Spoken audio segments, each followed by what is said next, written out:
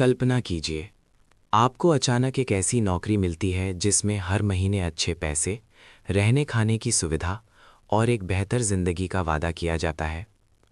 गरीबी से जूझ रहे किसी इंसान के लिए ये किसी सपने से कम नहीं होता। लेकिन अगर वही नौकरी एक ऐसा जाल बन जाए जिससे बाहर निकलना लगभग नामुमकिन हो। ये कहानी है मध्य प्रदेश की राजधानी भोपाल की, जहां दो सगी बहनों ने एक ऐसा खामोश नेटवर्क खड़ा कर दिया था जिसने कई मासूम लड़कियों की जिंदगी अंधेरे में धकेल दी। कुछ साल पहले तक अमरीन और आफरीन नाम की ये दोनों बहनें भोपाल के अब्बास नगर इलाके की एक छोटी सी झुग्गी में रहती थीं। घर की हालत बेहद ख़राब थी और परिवार किसी तरह अपना गुजारा कर रहा था। लेकिन फिर अचानक सब कुछ बदल गया। कुछ ही समय में इन बहनों की जिंदगी पूरी तरह पलट गई। अब वे शहर के पॉश इलाके सागर रॉयल विला में रहने लगी थीं। महंगी गाड़ियाँ, आलीशान घर और लग्जरी लाइफस्टाइल, सब कुछ ऐसा था जैसे उनकी किस्मत रातों रात बदल गई हो। बाहर की दुनिया को दिखाने के लिए उन्होंने एक स्पा और ब्यूटी पार्लर शुरू किया। बाहर से देखने पर यह बिल्कुल एक सामान्य जगह लगती थी, हल्का संगीत, खुशबूदार कमरे और रिलैक्सेशन का माहौल। लेकिन असलियत इससे बिल्कुल अलग थी। दरअसल ये पार्लर एक ऐसे खतरनाक खेल का हिस्सा था जहां शिकार बनती थीं आर्थिक रूप से कमज़ोर लड़कियां। इन बहनों का तरीका बहुत चालाकी भरा था। वे मॉल, बाजार और भीड़भाड़ वाली जगहों पर ऐसी लड़कियों को ढूंढती थीं जिन्हें पैसों की सख्त ज़रूरत होती थी।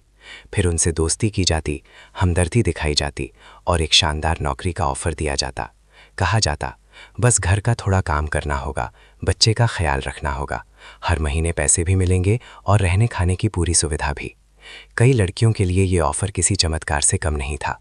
वे भरोसा कर लेती थीं और यही उनकी सबसे बड़ी गलती बन जाती थी। शुरुआत में सब कुछ सामान्य लगता था, लेकिन कुछ ही दिनों बाद असली खेल शुरू होता।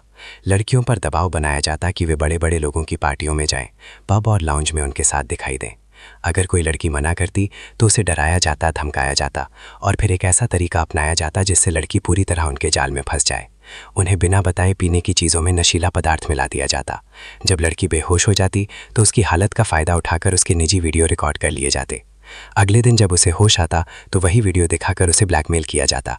कहा जाता, अगर हमारी बात नहीं मानी तो ये वीडियो पूरी दुनिया को दिखा देंगे। इसके बाद उन लड़कियों के पास कोई रास्ता नहीं बचता था। धीरे धीरे उन्हें पूरी तरह से कंट्रोल किया जाने लगा।